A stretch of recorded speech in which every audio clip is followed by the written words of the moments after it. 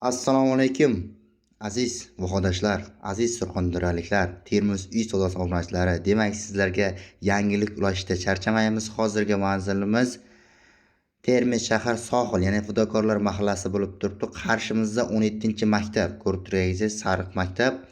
Demak, o'ng qo'limizda 4 qavatli uylar va undan keyin 5 qavatli uylar. Sohil 5 kapa. Hozirgi sotuvdagi uyimiz esa aynan shu Fidokorlar mahallasi bo'lib turibdi. Ya'ni Mavara uylaridan sohilga chiqishda chap qo'limizda o'zi bir dona yangi qurilgan dom bor. O'sha 5 qavatli uyning 5-etajida umumiy maydon 67 kvadrat bo'lgan korobka holatda g'ishtlik uyimiz sotuvda. Reklama sifatida chiqaryapmiz. Egalarining raqamlarini opisiyaniyada qoldiramiz.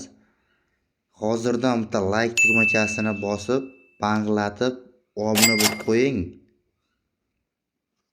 Demak, ikkita sklozniy hisoblanadi, ikki tarafga bo'lingan. Kim oladigan odam o'zi xohlagan usulda proyektda bo'lib olishi mumkin. G'ishtlarni olib kelib qo'yibdi. Ko'rib turganingizdek, uy tarsavoy emas. G'ishtli uylardan, yangi uylar azoblanishlar tezda ulguring. Narxini aytib o'tamiz. Narxi 315 million so'm deb baholandi. Kelishadigan joylari bor. Egalariga sraz chiqasiz, kelishtirib beradi. Aytgancha ikkilamchi ham qilib beramiz. Agar yangi rusumdagi mashina bo'ladigan bo'lsa, mashinalarga ham kelishamiz deb aytilgan joylari mavjud. Hozirgi boya tushuntirgan lokatsiya ham o'sha to'g'rimizda ko'rib turganingizdek 16 qavatli uylar. Demak, chap qo'limizda sohilga chiqib ketish.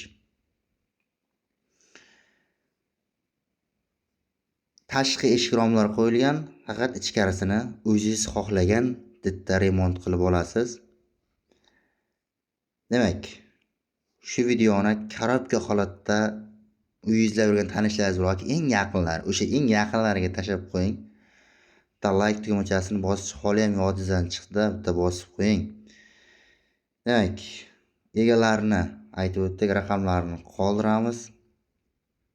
Termiz uy savdosi kanalini kuzatishda davom eting.